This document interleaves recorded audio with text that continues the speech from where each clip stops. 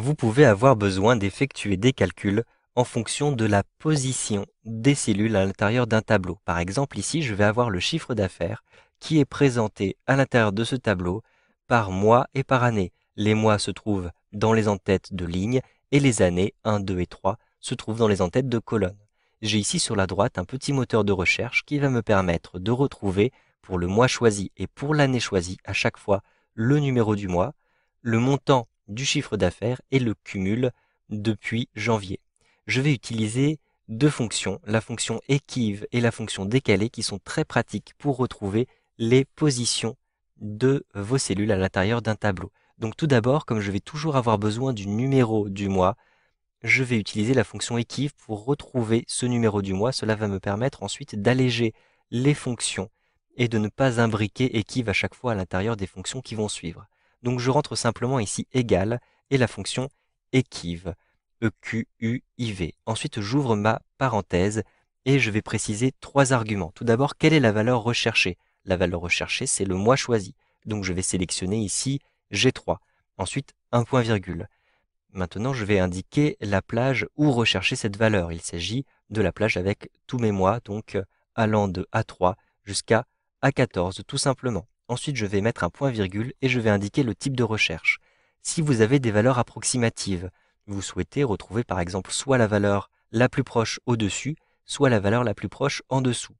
Si vous souhaitez retrouver la valeur la plus proche au-dessus, vous allez mettre 1. Si vous souhaitez retrouver la valeur la plus proche en dessous, vous allez mettre -1. Mais comme ici mes valeurs sont exactes, je vais retrouver très précisément septembre à l'intérieur de cette liste, je vais mettre 0 et je ferme ma parenthèse. Ensuite, j'appuie sur la touche Entrée. Effectivement, il me renvoie 9 puisque c'est la 9e ligne à l'intérieur de cette plage. Effectivement, septembre est le 9e mois de l'année.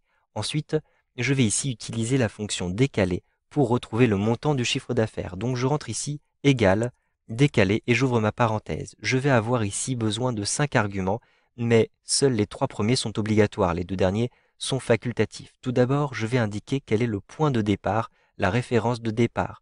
Donc comme j'ai un tableau à double entrée, je vais choisir ici l'intersection entre les lignes, les en-têtes de lignes et les en-têtes de colonnes. Ensuite, je vais me décaler vers la droite en fonction de l'année et vers le bas en fonction du mois. Donc je rentre un point virgule et je souhaite me décaler d'un certain nombre de lignes pour retrouver le mois qui m'intéresse. Donc il s'agit du 9e mois. Je vais utiliser simplement ce résultat-ci. Je me décale de 9 lignes vers le bas. Ensuite, un point virgule et je me décale de combien de colonnes? Eh bien, si je choisis l'année numéro 3, je me décale de 3 colonnes. Donc je vais utiliser ici l'année choisie. Ensuite, je peux indiquer, si j'ai besoin de renvoyer une plage de cellules, je peux indiquer la hauteur et la largeur de cette plage. Mais ici, j'ai uniquement besoin d'une seule cellule. Il s'agit de celle-ci, 406, qui se trouve à l'intersection, vous le voyez, de septembre et de la 3e année, donc 4006. Je n'ai donc pas besoin d'avoir une plage de valeurs, mais simplement une seule cellule. Donc, je n'ai pas besoin de préciser la hauteur et la largeur. Par défaut, cette formule, cette fonction va renvoyer 1 pour la largeur et 1 pour la hauteur si vous ne remplissez pas ces différents arguments. Donc, je ferme la parenthèse et j'appuie sur la touche Entrée. Effectivement, je retrouve le montant du chiffre d'affaires 4006 pour le mois de septembre de la 3e année. Je souhaite maintenant effectuer un cumul depuis le mois de janvier. Et donc cette fois-ci, je vais bien utiliser les arguments 4 et 5 de la fonction décalée pour préciser la plage de données qui m'intéresse. Et je vais imbriquer cette fonction décalée à l'intérieur d'une fonction somme. Donc je rentre ici égale somme. Ensuite, j'ouvre ma parenthèse et je vais préciser donc que j'utilise la fonction décalée. J'ouvre ma parenthèse à nouveau.